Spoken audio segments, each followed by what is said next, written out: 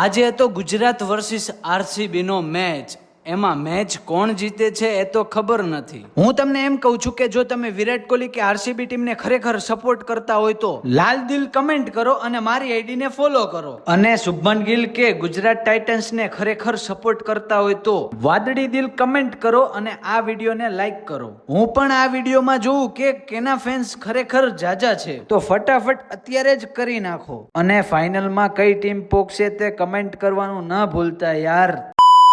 એમાં એવું થયું કે શુભમન ગિલે કેચ કરી નાખ્યો તો આરસીબી ની પહેલી વિકેટ અહીંયા પડી ગઈ છે. ત્યાર પછી વિરાટ કોહલી શોટ મારીને રન દોડવા જાય છે તો રનઆઉટ થતા બચી જાય છે. અને પછી વિરાટ કોહલીએ અલગ જ અંદાજમાં સિક્સ મારી અને પછી ગુજરાતની ટીમે ભેગા થઈને પ્લાન બનાવ્યો અને પછીના દડે વિકેટ પણ આવી ગઈ. હજી વિરાટ કોહલીની 50 પણ કમ્પ્લીટ નથી થઈ અને વિકેટ પણ પડી ગઈ. પછી ગુજરાતનો દાવ આવ્યો અને સાઈ સુદર્શન સાથે શું થયું તે તો ઘડી ખબર જ ના પડી. પછી જોયું તો ખબર પડી કે સાઈ સુદર્શનની વિકેટ પડી ગઈ, હેડ વિકેટ થઈ ગઈ યાર. અને થોડીક વારમાં તો શુભમન ગિલની પણ વિકેટ પડી ગઈ યાર.